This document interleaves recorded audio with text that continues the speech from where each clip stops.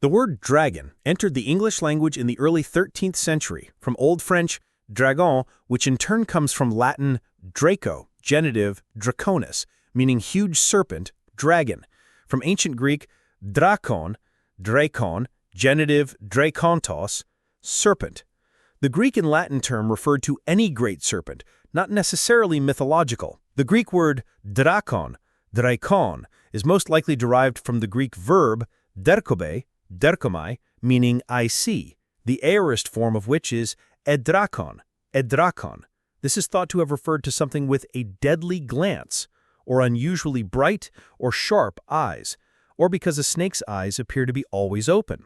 Each eye actually sees through a big transparent scale in its eyelids, which are permanently shut.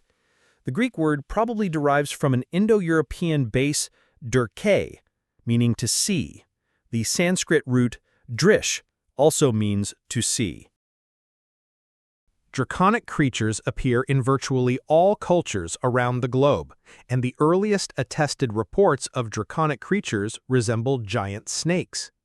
Draconic creatures are first described in the mythologies of the ancient Near East and appear in ancient Mesopotamian art and literature. Stories about storm gods slaying giant serpents occur through nearly all Near Eastern and Indo-European mythologies.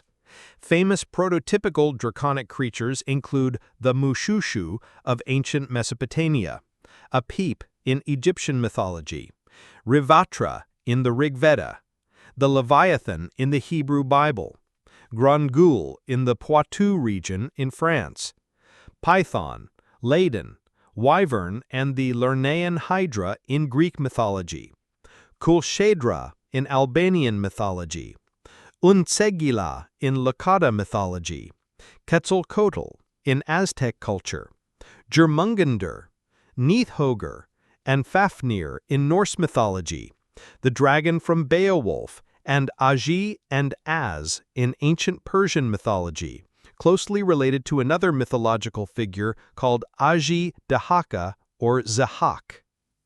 Nonetheless, scholars dispute where the idea of a dragon originates from, and a wide variety of hypotheses have been proposed. In his book, An Instinct for Dragons, 2000, anthropologist David E. Jones suggests a hypothesis that humans, like monkeys, have inherited instinctive reactions to snakes, large cats, and birds of prey.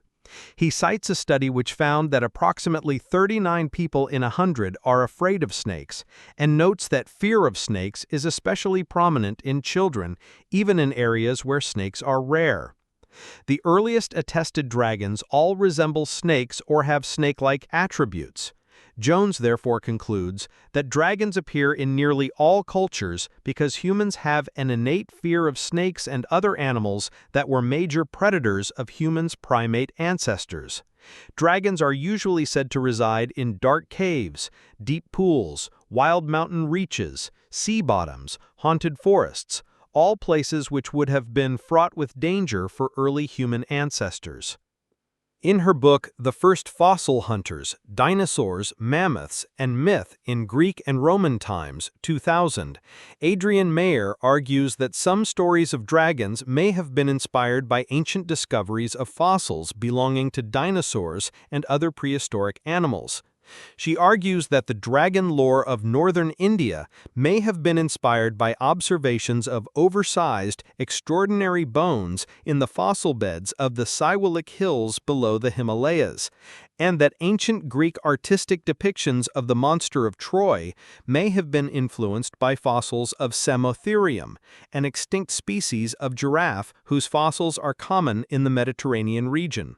In China, a region where fossils of large prehistoric animals are common, these remains are frequently identified as dragon bones and are commonly used in traditional Chinese medicine.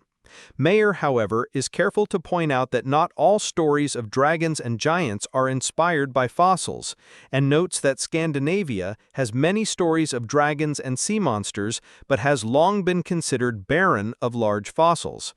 In one of her later books, she states, many dragon images around the world were based on folk knowledge or exaggerations of living reptiles, such as Komodo dragons, Gila monsters, iguanas, alligators, or in California, alligator lizards, though this still fails to account for the Scandinavian legends, as no such animals, historical or otherwise, have ever been found in this region.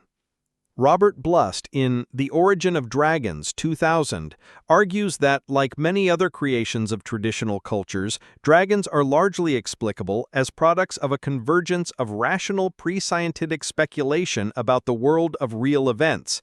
In this case, the event is the natural mechanism governing rainfall and drought, with particular attention paid to the phenomenon of the rainbow.